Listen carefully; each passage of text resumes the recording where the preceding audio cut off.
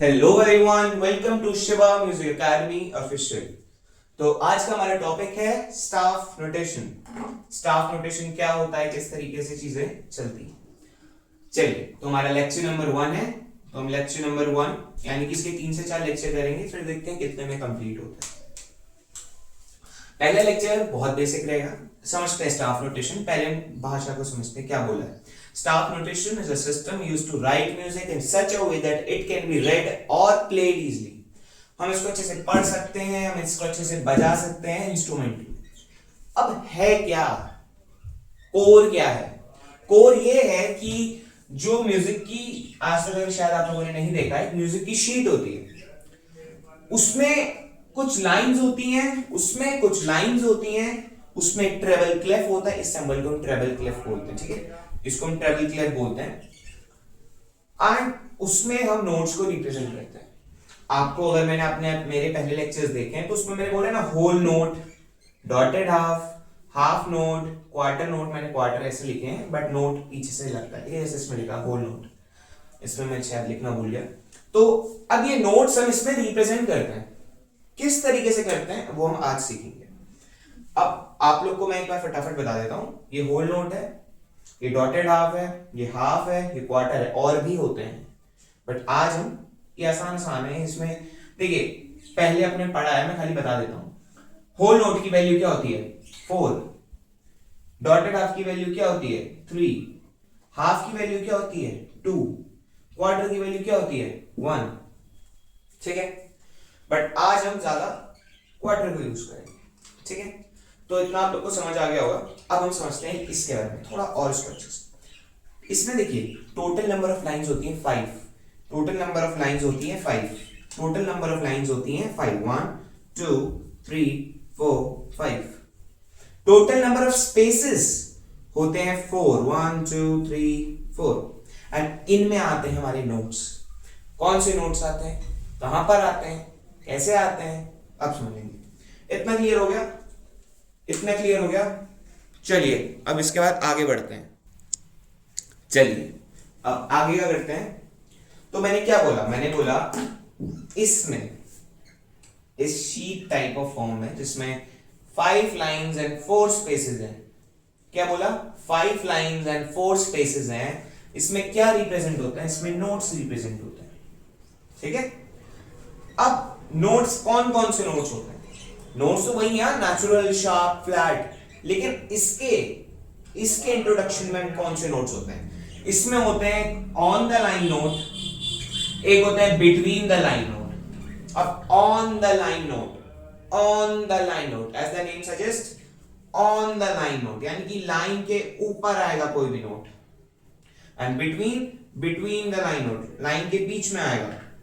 फिर से on the line and between the line note, ठीक है, on the line and between the line note.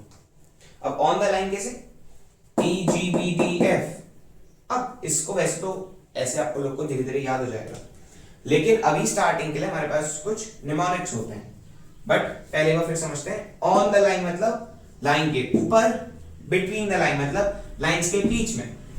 Counting यहां से स्टार्ट नहीं होती है, काउंटिंग नीचे से स्टार्ट होती है। 1 2 3 4, 1 2 3 4, जैसे याद है गिटार में कैसे होती है, नीचे से होती है गिटार में, ठीक है। अब ऑन द लाइन नोट को याद करने का एक निमोनिक है, वैसे दो हैं। एक तो बहुत पॉपुलर है, every good boy does fine. Every good boy does fine, E G B D F। कैसे रिप्रेजेंट होगा, देखो कैसे रिप्रेजेंट होगा। सबसे पहले आपका आ जाएगा E on the line, G B D and then F, E G B D F, okay. उसके बाद between the line, B L, between the line, F A C E, ठीक है। ये होती है एक स्टैंडर्ड म्यूजिक शीट। ये क्या होती है, एक स्टैंडर्ड म्यूजिक शीट। इतना आप लोग को क्लियर है। ये तो नोटेशंस रिप्रेजेंट हो गए। अभी इसमें कंसेप्ट होता है लेजर लाइंस का। किसका? लेजर लाइंस का। जैसे कि ट्रेबल क्लेफ है, अभी मतलब आगे मैं बताऊंगा, अभी ओवरव्यू बता रहा हूं। जैसे ट्रेबल क्लेफ है, अभी एक बेस क्लेफ भी होता है, बेस क्लेफ, ठीक है। एंड अब हम समझेंगे लेजर लाइंस क्या होते हैं। होप सो आप लोग को इतना आगे का, फिर फटाफट बताता हूं। Note on the line, between the line, E G B D F, E G B D F, between the line, F A C E, F A C E, between the line, between the line, F A C E, face, ठीक है। ये mnemonics है, वैसे तो हो जाएगा धीरे यार, ठीक है, याद हो जाने वाली चीज है, बट नहीं होता है तो आप इनका यूज कर सकते हो, ठीक है। इतना क्लियर हो गया, चलिए आगे बढ़ते हैं।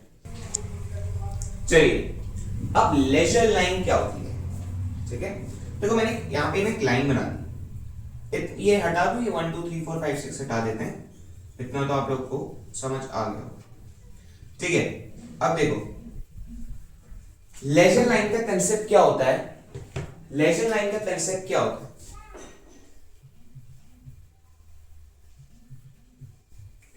लेजर लाइन का कंसेप्ट क्या होता है? देखो क्या होता है ना, म्यूजिक शीट में ई एफ एक स्टैंडर्ड है।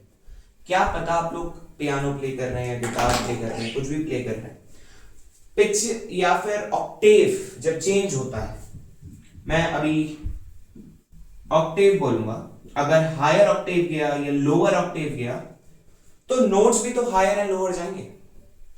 अब यहां पे कितने सी हैं? यहां पर एक ही तो सी है, तो क्या low and high, low and high दोनों का सी नोट एक ही होगा क्या? नहीं, बिल्कुल भी नहीं होगा, बिल्कुल भी नहीं होगा।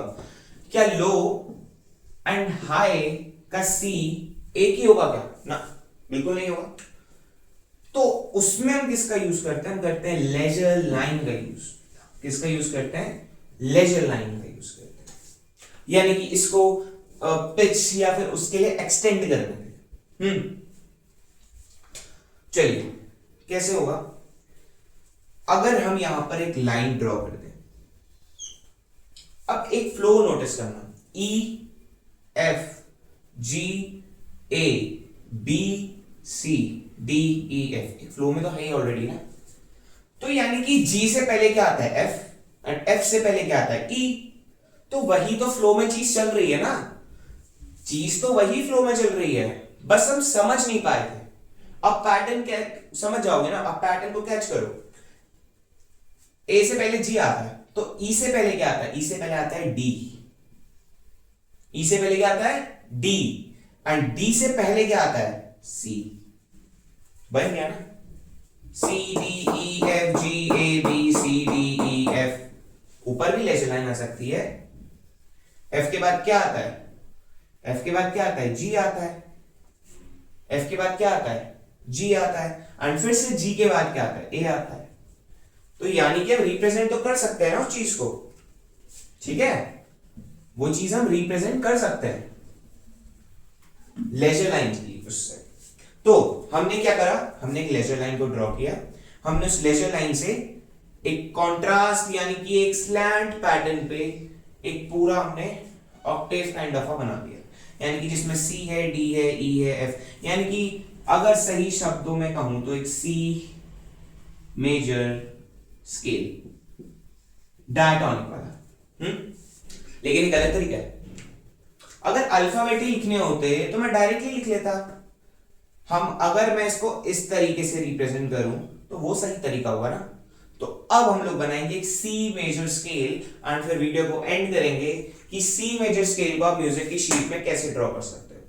तो हमने क्या क्या कवर किया, उसके बाद हम उसको अच्छे से रैप करेंगे एंड फिर अगले पार्ट में आगे चीजों को समझेंगे। चलिए अब एक बार सी मेजर स्केल को मैं बना के आप लोग को समझा देता हूं एक म्यूजिक की शीट में, ठीक है। चलिए अब समझते हैं। देखिए पहले समझते हैं कि सी मेजर स्केल के अंदर कौन कौन से नोट्स आते हैं। एक सी मेजर स्केल के अंदर कौन कौन से नोट्स आते हैं? C, D, E, F, G, A, B, C plus. C plus मतलब दूसरा ऑक्टेव का सी। क्या बोला मैंने फिर से समझना, अभी लेजर लाइन के कंसेप्ट में मैंने ऑक्टेव वर्ड का यूज किया है, तो दिमाग में बैठाओ, ये छोटी छोटी चीजों को जोड़ो और दिमाग में बैठाओ। तो अब क्या मैंने सही बनाया? वैसे कुछ लोग, कुछ यानी कि ऑथर्स पूरी लाइन का भी यूज करते हैं, बट एक स्टैंडर्ड वे है कि आप लोग एक क्वार्टर नोट बना के उसमें सिर्फ एक कट लगा देते हैं, यानी कि लेजर लाइन पास हो रही है, थोड़ा सिस्टमैटिक लगता है। तो ये सी नोट, लाइन के बिटवीन में डी नोट, फिर तो आपको पता है every, E note, between the line F A C E, mnemonic याद किया था। फिर कौन सा नोट आएगा? एवरी गुड, जी, ठीक है, एवरी गुड।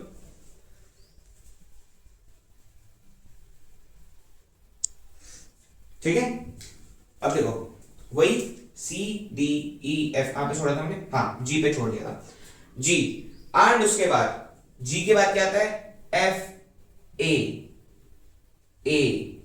जी के बाद क्या आता है? एफ ए, ठीक है। उसके बाद कौन सा आता है? Every good boy. निमोनिक को याद बोलते जाओ, हो जाएगा। वैसे ऐसे करोगे तो ज्यादा अच्छा है, जल्दी समझ आएगा, वो निमोनिक से दिमाग कई बार घूम जाता है। एंड बी नोट, फिर उसके बाद सी, एफ ए सी, ठीक है। तो एक बार मैं, और कभी भी हमेशा नोट्स ट्रेबल क्लिफ के आगे आते हैं। तो देखिए सी है, डी है, ई है, एफ है, जी है, ए है, बी है, सी है, तो क्या हमने इसको रिप्रेजेंट कर दिया? हाँ जी, हमने इसको रिप्रेजेंट कर दिया, ठीक है। तो इसके बाद लेक्चर नंबर 2 में हम लोग क्या समझेंगे कि डायरेक्टली मैं कुछ नोट्स लिखूंगा। आज का इजी वाला कराएगा, कुछ नहीं है ना, कोई शार्प आया, शार्प को कैसे रिप्रेजेंट करना है ये भी सीखेंगे। तो आज कुछ ज्यादा तो किया नहीं हमने, बेसिक समझा क्या है स्टाफ नोटेशन, शीट रीडिंग, थोड़ा फटाफट एक बार रैप अप करता हूं, हाँ फिर खत्म करेंगे। रैप अप कर रहे हैं फटाफट, कैसे म्यूजिक शीट होती है, किस तरीके से म्यूजिक को लिखते हैं, सच अ वे, रेड, प्लेड, ठीक है। निमोनिक्स करें, on the line, between the line, on the line क्या होता है? Every good boy does fine, E G B D F, and फिर हमने क्या? Between the line which was F A C E, face, ठीक है। ये तो फिर भी डायरेक्ट है, लेकिन इसको ऐसे E G B D F करके करना हो जाएगा, ठीक है। फिर हमने लेजर लाइंस का concept, most important ledger line का कंसेप्ट पढ़ा, थोड़ा बहुत ट्रेबल क्लेफ को जाना, थोड़ा बहुत ट्रेबल क्लेफ को डीपली समझना आगे जाके। एंड फिर म्यूजिक शीट में स्टाफ नोटेशन है क्या, एक लैंग्वेज है, यूनिवर्सल लैंग्वेज है। नोट्स का रिप्रेजेंटेशन देखा, थोड़ा बहुत पुराना बीट का लेक्चर भी हल्का फुल्का रिवाइज किया, ठीक है। तो होप सो आप सभी को ये सब समझ आ गया होगा, ठीक है। तो मिलते हैं फिर अगले उसमें, एंड आप लोग इस चीज को अच्छे से रिवाइज कर लीजिएगा। Thank you everyone.